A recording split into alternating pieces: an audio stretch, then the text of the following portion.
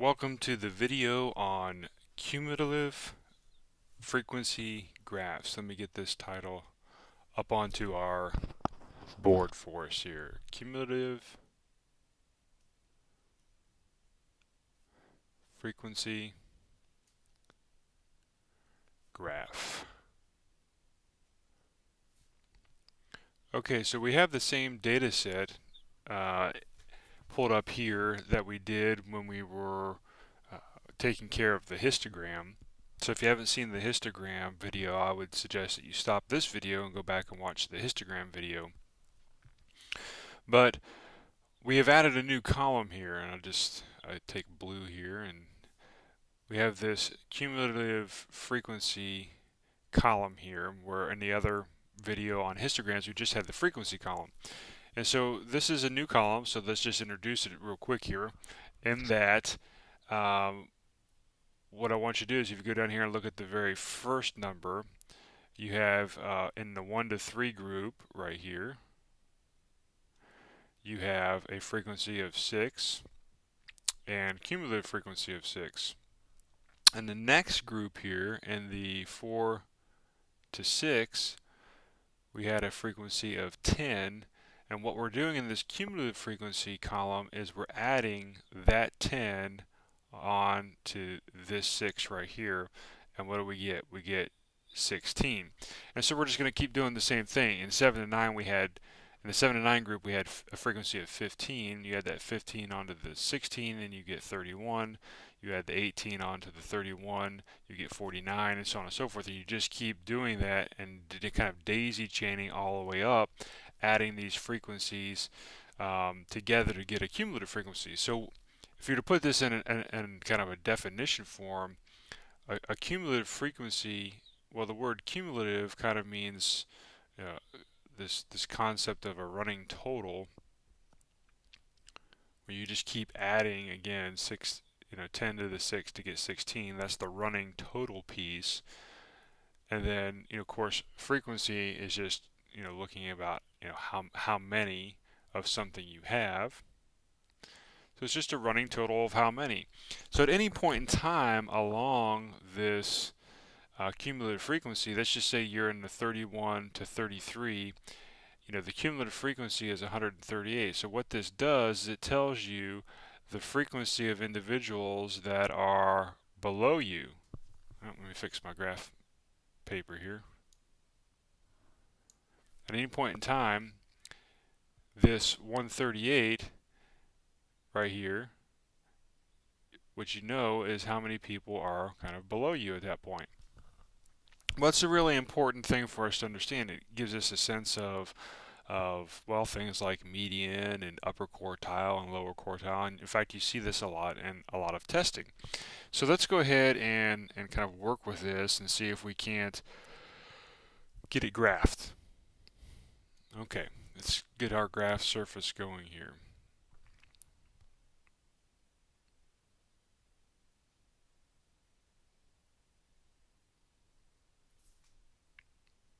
Get my axes, a pair of axes here. Here's our x. Here's our y. And just like before, this is just a grouped frequency distribution, and all we've done is add this cumulative frequency column.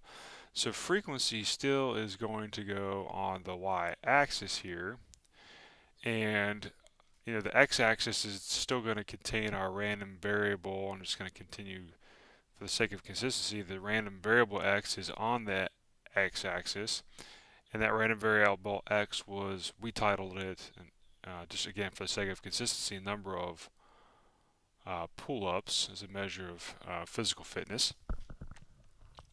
So something we're going to do just a little bit differently this time is when you're doing the grouped frequency distribution in this kind of cumulative frequency graph style, we don't need to plot the categories. Oftentimes you'll see that in the histogram. But when you get to the cumulative frequency, you're just going to use the larger number. So let me, I guess, choose red here. You're just going to use this larger number. So you're going to use this 9, this 12, this 15, Because it represents the frequency below the highest point in that group. So you want to choose the highest point. You don't want to use a midpoint, and you don't want to use the lower point. You want to use the upper. And so what we're going to do here is we can look and see we range through 36 here. So what I need to do is start with the 3, and this would be our 3. Our next one's 6, then 9, then 12.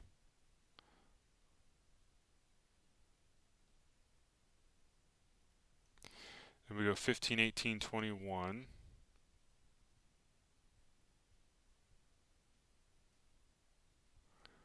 24, 27, 30.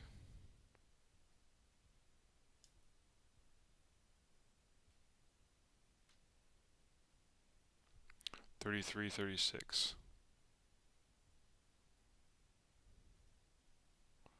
Try to make that 4 just a little bit clearer there, or muddier, whichever one it is.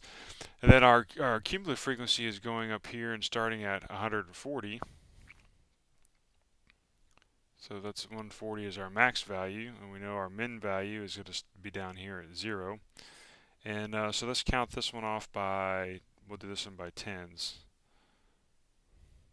See if we can make this work. 10, 20, 30, 40, 50, 60, 70, 80,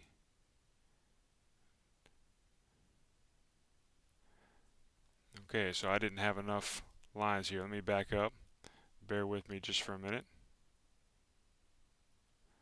Nice thing about this is we can erase and start over.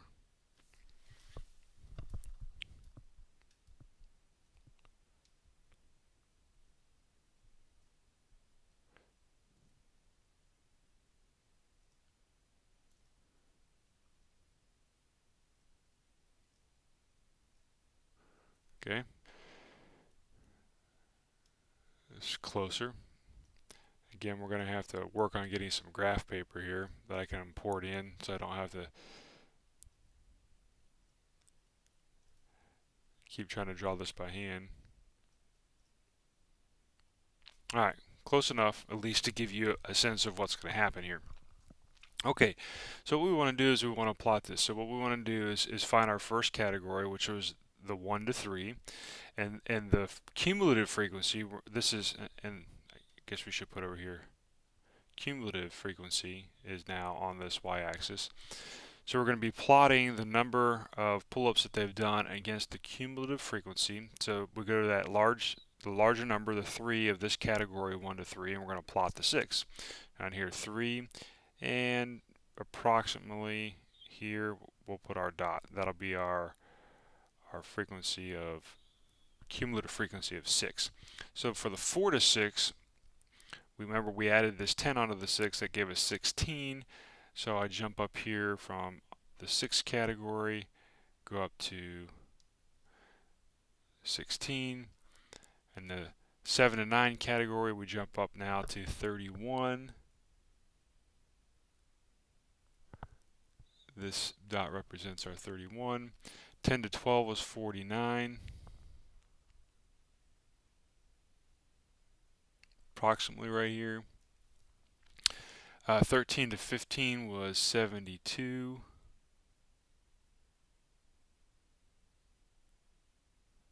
Let's call it right there. Then we go 16 to 18 is 91.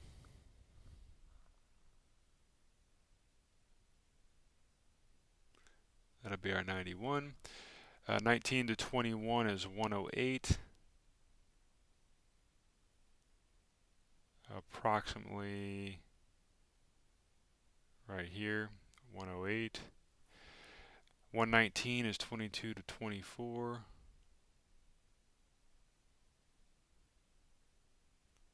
119. 127, 25 to 27. Approximately right here, 127. 133 and the 28 to 30. 133. Last two, 31 to 33 is going to give us 138.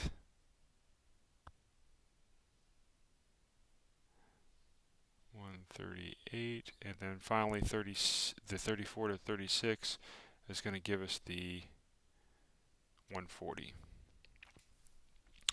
Okay, so this is a cumulative frequency graph, and notice it's not a straight linear line.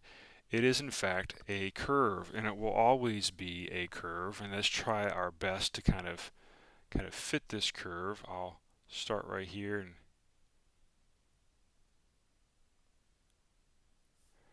do my best to kind of fit this myself here, and this is not easy drawing freehand. Okay, but you kind of see how it kind of comes up and over. The shape of this we call an ogive. So it will always be an ogive kind of shape here. And if you're familiar with woodworking at all, this is kind of a molding, shape of a molding, this ogive. But there's lots of things that this graph will kind of tell us. And the first thing that we can get from this graph is, well, I guess I'll kind of list them over here. The very first thing we can get from this graph is the median. Okay, well, how do we get the median? If we just draw a couple of reference graphs over here, let me just do it this way, really down and dirty, kind of simple, where you've got y, x. If this was our median graph, then what we want to do is we want to go halfway up on our y-axis. Well, let me draw my cumulative frequency in, something that looks like this. You want to go halfway up on the y-axis, and then from there come straight down to our category. And at this point, that would give you the median. Okay, so you want to go halfway up the y, and then come straight down on the x, and that will give us the median. So for us, if we did this, what's halfway up for us? Well, our highest value here is 140, and so if we came over to 70 and we kind of come across, and then from this point we come straight down. I'm doing this the best I can freehand here. This point here that I'm marking x, this would be my median. Okay, whatever this value represents. Now we can calculate this by hand, but just intuitively from the graph, I'm trying to just show you, without showing you the numbers, where these points would lie. Let's draw another graph here. So this is kind of our one. What's the second thing we can get out of this? Well, we can get what's called the lower quartile. Okay. Well, what's the lower quartile going to represent? Lower quartile, let me draw this graph over here. Just another reference graph for us.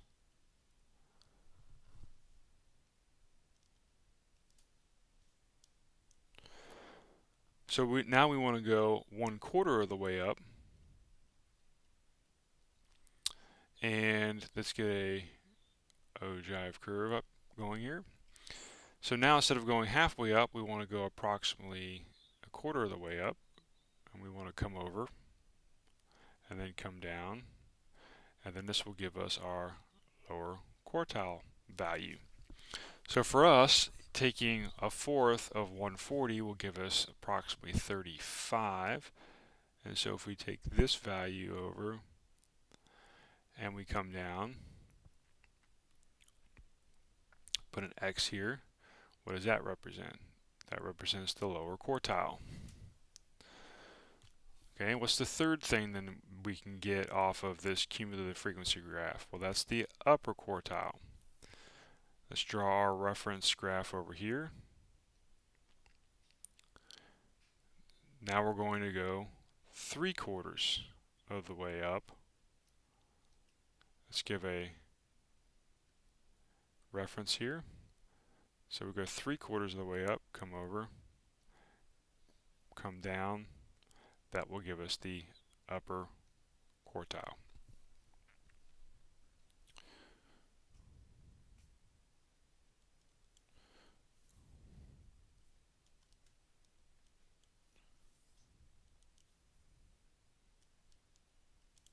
So for us now, that's going to be, if we transfer this over, it's going to be approximately, if you add 35 to 70, that would give us 105. So our upper quartile would be approximately right here. Bring this over to our curve. From this point, come down.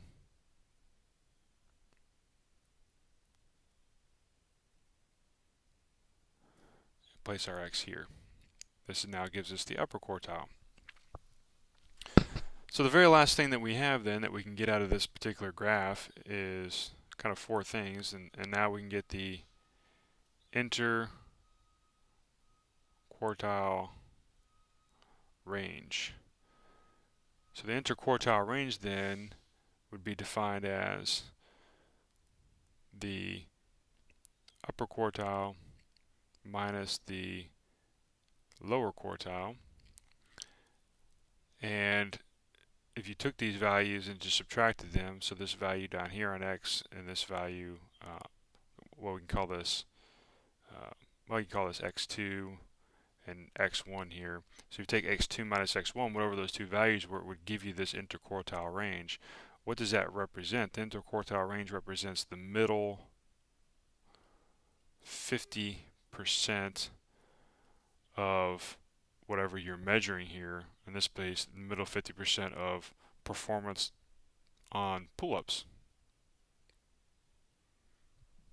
So there's lots you can get out of this cumulative frequency graph. You know, if you haven't watched the videos on the simple frequency distribution, the grouped frequency distribution, I would suggest you go back and watch those, and then come back to this cumulative frequency graph. But this cumulative frequency graph is going to be important for us because it's going to allow us then to understand things like the box and whisker plots and the stem and leaf plots, which will also be in this chapter or this module as well. Thanks for watching the video.